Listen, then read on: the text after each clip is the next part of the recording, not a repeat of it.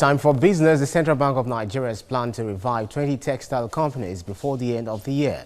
To these, the Apex Bank Governor Godwin Emefiele introduced Textile Revival Implementation Committee.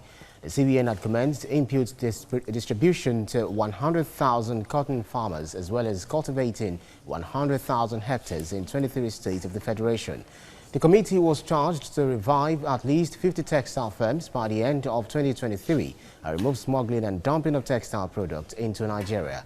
It is expected to deliver a minimum of 50 megawatts of captive power to cotton, textiles and garment firms in the interested states by 2021.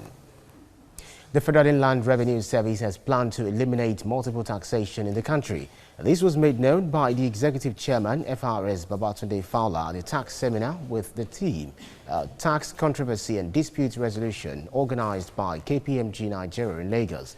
Fowler said his service initiated the ongoing tax reform to sign a memorandum of understanding with the state's internal revenue agencies to streamline tax payments. It says if you have businesses operating in more than one state, instead of having 5 state internal revenue services and FRS coming to check your books, you can do it at one stop. The FRS boss stated that the reasons for low tax collections is over-reliance on income from natural resources over the years. And a trade tussle between China and the United States has taken another dimension. President Donald Trump has taken a swipe on the telecommunications sector of China by declaring a national emergency on the sector to protect U.S. computer networks from foreign adversaries. We have details in this report. The face-off between China and America has gained momentum.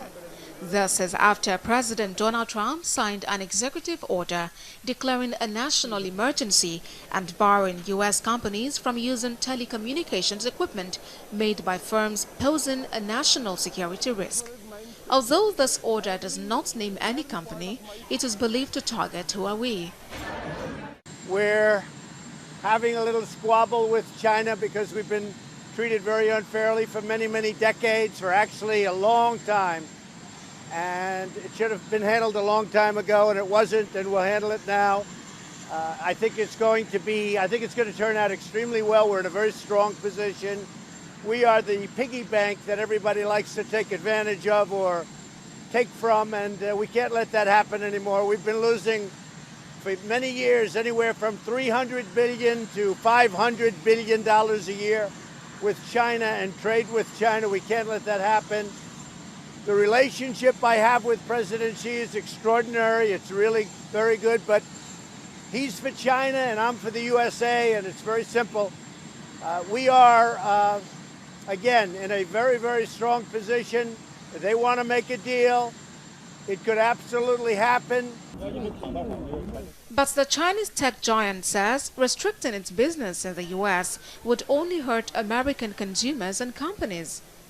Several countries led by the U.S. have raised concerns in recent months that HUAWEI products could be used by China for surveillance. HUAWEI has been at the epicenter of the U.S.-China power struggle that has dominated global politics over the past year. Meanwhile, a business expert in the United States insists the imposition of tariffs on goods imported from China will have a negative impact on the United States itself and the rest of the world.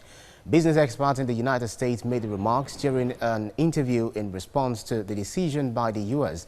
to increase the additional tariffs on $200 billion worth Chinese goods from 10% to 25%. Despite what President Trump says, claiming that the Chinese pay tariffs on Chinese imports to the United States, it's actually the U.S. consumers and businesses that pay. Tariffs are a tax. They're a tax on imports. And so the receiver of those goods are the ones that pay that tax. And again, that's the U.S. consumers and businesses buy, on a daily basis, and they're going to have a significant price increase, because of these tariff rates. So that's going to have a negative impact on consumer spending. Business investment decisions will have to be put on hold. Global supply chains also could be negatively affected. So this will have, the longer it's prolonged, the more of a negative impact it will have on the U.S. economy. That's it in business.